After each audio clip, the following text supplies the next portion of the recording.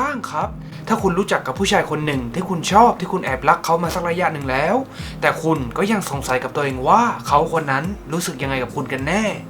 ไม่ต้องสงสัยต่อไปนะครับเพราะวันนี้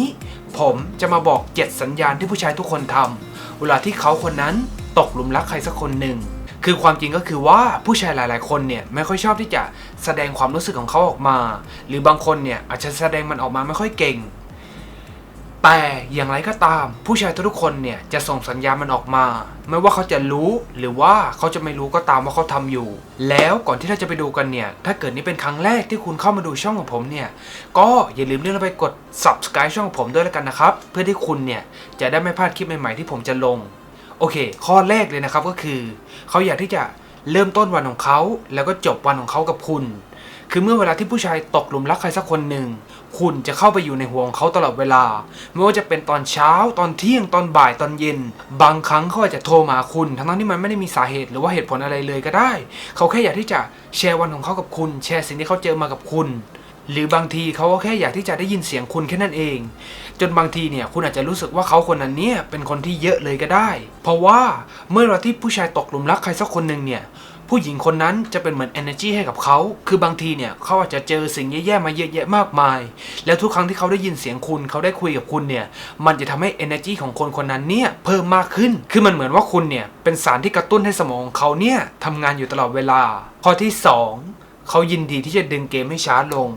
คือถ้าเกิดว่าตอนนี้เนี่ยคุณรู้สึกว่าการมีเซ็กกับเขาเนี่ยมันอาจจะเป็นเรื่องที่เร็วไปมันอาจจะยังไม่ใช่เวลาเนี่ยเขาคนนั้นก็จะไม่โกรธไม่โมโหแล้วก็พร้อมที่จะเข้าใจคุณแต่ในทางกลับกันถ้าเกิดว่าเขาคนนั้นตกหลุมหลงคุณเนี่ยเขาก็อยากที่จะมีเซ็กกับคุณให้เร็วที่สุดเพราะว่านั่นคือสิ่งที่เขาต้องการแต่ถ้าเกิดว่านั่นก็คือสิ่งที่คุณต้องการเนี่ยมันก็ไม่ได้มีอะไรผิดพลาดนะครับมันไม่ได้มีอะไรผิดเลยถ้าเกิดว่านั่นคือสิ่งที่คุณต้องการเช่นเดียวกันแต่ถ้าเกิดว่านั่นมันไม่ใช่สิ่งที่คุณต้องการเนี่ยจำเอาไว้นะครับว่าผู้ชายที่ตกหลุมรักคุณเนี่ยเขาก็พร้อมที่จะเข้าใจแล้วก็อยากที่จะทำให้คุณเนี่ยรู้สึกดีที่สุดรู้สึกสบายที่สุดกับเรื่องนั้นถ้าเกิดว่านั่นคือสิ่งที่คุณต้องการข้อที่3แสดงความรู้สึกของเขาออกมาคือมันมีหลายวิธีมากมายเลยนะครับที่ผู้ชายคนหนึ่งเนี่ยจะแสดงความรู้สึกของเขาออกมาได้แล้วบางทีมันอาจจะไม่ใช่สิ่งที่คุณคิดก็ได้คือผู้หญิงหลายๆคนเนี่ยคิดว่าเฮ้ยถ้าเกิดผู้ชายคนหนึ่งชอบเขาเนี่ยผู้ชายคนนั้นก็ต้องอยากเจอเขาตลอดเวลาอยากอยู่กับเขาตลอดเวลาอยากคุยโทรศัพท์กับเขาวันละ5 ชั่วโมงต้องซื้อดอกกุหลาบให้เขาทุกๆวันนั่นมันอาจจะไม่ใช่สิ่งที่ผู้ชายจะทุกๆคนเนี่ยจะทำก็ได้คือมันมีหนังสืออยู่เล่มหนึ่งชื่อว่า Five Love Languages มันเป็นหนังสือที่เกี่ยวกับวิธีการรับรักแล้วก็ให้ความรักกับใครสักคนหนึ่งแล้วหนึ่งในนั้นก็คือการสัมผัสคือผู้ชายทุกๆคนที่ตกหลุมรักผู้หญิงสักคนหนึ่งเนี่ยเขาก็อยากที่จะสัมผัสคือนั่นอาจจะเป็นเหตุผลที่ว่าทำไมคนรักเนี่ยชอบที่จะเดินจับมือกันเพราะว่าเขาอยากที่จะสัมผัสซึ่งกันและกันแต่ระวังให้ดีนะครับถ้าเกิดว่าเขาแบบเริ่มที่จะลวนลามทั้งที่มันไม่ใช่สิ่งที่คุณต้องการเนี่ยนั่นก็ไม่ใช่สิ่งที่โอเคไม่ใช่แบบเขาเริ่มที่จะลวนลามคุณโอ้ยนี่แหละเขาชอบเราเขาตกหลุมรักเราไม่ใช่โอเคแล้วอีกอย่างหนึ่งที่ผมอยากจะพูดถึงก็คือการให้ของขวัญแล้วมันไม่จำเป็นต้องเป็นแบบฟิสิกอลอย่างเดียวมันไม่จำเป็นต้องเป็นของขวัญที่จับต้องได้อย่างเดียวมันอาจจะเป็นเวลาของเขาอาจจะเป็นคำชมหรือว่าความช่วยเหลือจากเขาก็ได้คือผู้ชายเนี่ยตามธรรมชาติแล้วเขาเป็นเพศที่แบบคอยป้องกันคอยดูแลแล้วก็คอยจัดหามาให้แล้วเมื่อเวลาที่ผู้ชายคนนั้นตกหลุมรักใครสักคนหนึ่งเนี่ยเขาก็อยากจะพิสูจน์ว่าเขาคนนั้นมีความเป็นผู้ชายจริงๆด้วยการที่จะช่วยเหลือคุณด้วยการที่จะดูแลคุณด้วยการที่จะชมคุณด้วยการที่จะให้เวลาเขากับคุณข้อที่4เขาอาจจะทำในสิ่งที่เขาไม่ได้ชอบเพื่อคุณคือเมื่อเวลาที่ผู้ชายคนหนึ่งเนี่ยตกหลุมรักผู้หญิงสักคนหนึ่งเนี่ยเขาจะให้คุณค่าให้ความสำคัญต่อความสุขของผู้หญิงคนนั้นมากกว่าความอึดอัดของเขาคือมันก็ไม่เชิงว่าแบบเป็นความอึดอัดซะทีเดียวคือแบบในภาษาอังกฤษมัน comfort zone ซึ่งมันแปลตรงตัวภาษาไทยเลยไม่ได้เพราะฉะนั้นเอาเป็นว่ารู้กันว่ามันคือ comfort zone นะครับโอเคคือบางทีเขาคนนั้นอาจจะพาคุณไปดูละครเวทีเพราะเขารู้ว่านั่นคือสิ่งที่คุณชอบทั้งที่มันเนี่ยไม่ได้มีอะไรเกี่ยวข้องกับเขาเลยเขาไม่ได้ชอบละครเวทีสักนิดเดียวหรือว่าเขาอาจจะไปปาร์ตี้งานวันเกิดของเพื่อนคุณทั้งที่เขาไม่รู้จักใครสักคนหนึ่งเลยในนั้นเพราะเขารู้ว่าคนเหล่านั้นเนี่ยสำคัญต่อชีวิตของคุณข้อที่5เขาชอบความประหลาดในตัวคุณคือไม่ว่ามันจะเป็นอะไรก็แล้วแต่แล้วผมมั่นใจว่าทุกคนต้องมีมันนะครับสิ่งที่ เพื่อนของคุณหรือว่าครอบครัวของคุณอาจจะล้อคุณอาจจะหยอกคุณ